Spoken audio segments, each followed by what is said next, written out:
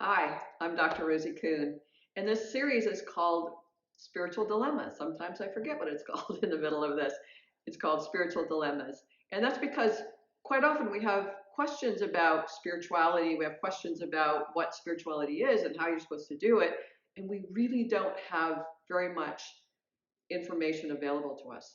Many of us are raised in religions that did not necessarily embrace spirituality or how to know it for yourself and how to talk about it for yourself versus what the religion says, what you're supposed to think, what you're supposed to read, all of those supposed tos versus what's really true for you. So in these conversations, this is part of that for me in talking to you is what's true for you in this process of cultivating and developing a relationship with your spirit self. And what even does that mean? Over time, we'll figure that out, but little by little, we're working our way into it. One of the questions that I get quite often is, I hate sitting. Do I need to meditate? And the answer is no, you don't need to meditate. And if you want to meditate, there are a lot of ways that could be the ways that would work for you. I am not a sitter, first of all. I can't sit very long. Second of all, for me, meditation as a concept doesn't work for me because my mind does stuff constantly, as it does for most of us. And so the idea of meditation, specifically that in my interpretations, it confuses me and gets in the way of me actually learning how to be in relationship with my spirit self. So the answer is no, you don't have to meditate. The other side of that is that a lot of research has shown the positive outcomes of meditation. It heals our bodies. It brings a sense of peace and restfulness. It calms stress. It gives us a sense of equanimity and balance in our life.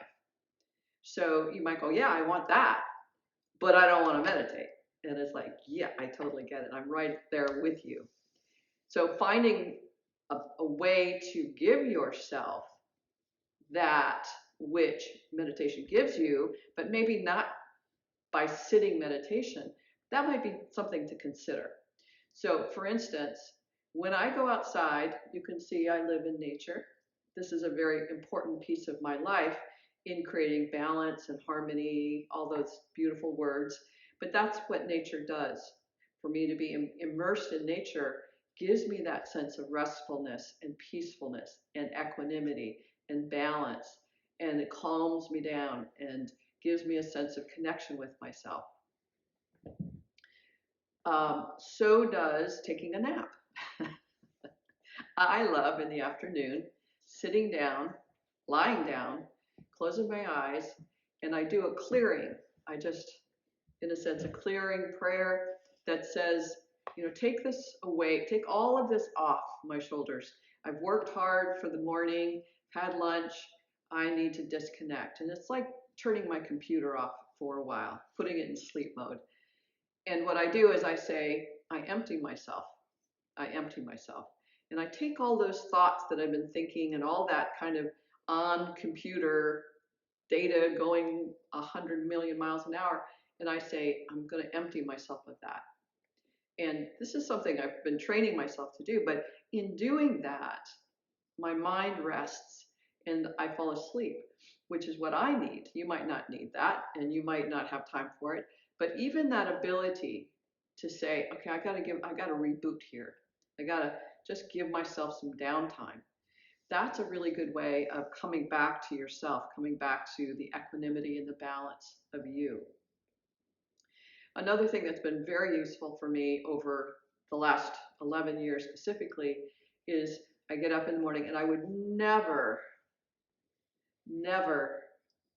um, think to do this before, but it became a necessity for me I was so out of sorts. I was in a spiritual crisis, an emotional crisis, a crisis of faith. I was in a crisis of finances. I was in a human crisis. And what helped was for me to wake up in the morning, have a cup of tea or my coffee, sit down with a book, and it was a book. This one particular book was called Oneness by Rasha. And when I would sit with that book would talk to me in ways that would be soothing and healing and calming.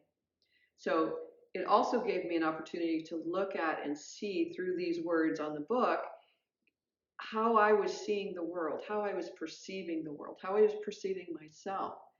And in that process, I was able to come to alignment with myself, my truer self, my spirit self. I was able to come to a sense of, wow, someone, whoever wrote this book, however it got to me, knows what I'm talking about, knows what's going on inside of me, and I'm having this connection. So books can be a great way of coming to the same place. It's contemplative. The same thing is true of listening to videos or listening to podcasts, is that those things can be calming. Talking to friends, being with family.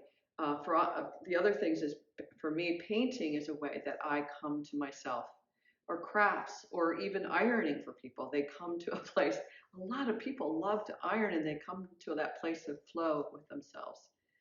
So, or another way is, it could be to people who love to go bicycling or motorcycling or climbing mountains or swimming. Your way is your way. So that what we're looking for, what I want for you, is to find that source of being with yourself, whether it's sitting in meditation. And if you want to practice that, I think it's very exciting. I just am not good at it. So I can say, find something that you are good at that really works for you, versus, do I have to meditate? Do I have to learn the mantras? Do I have to say these things out loud over and over again? It's like, no, you don't have to do any of that.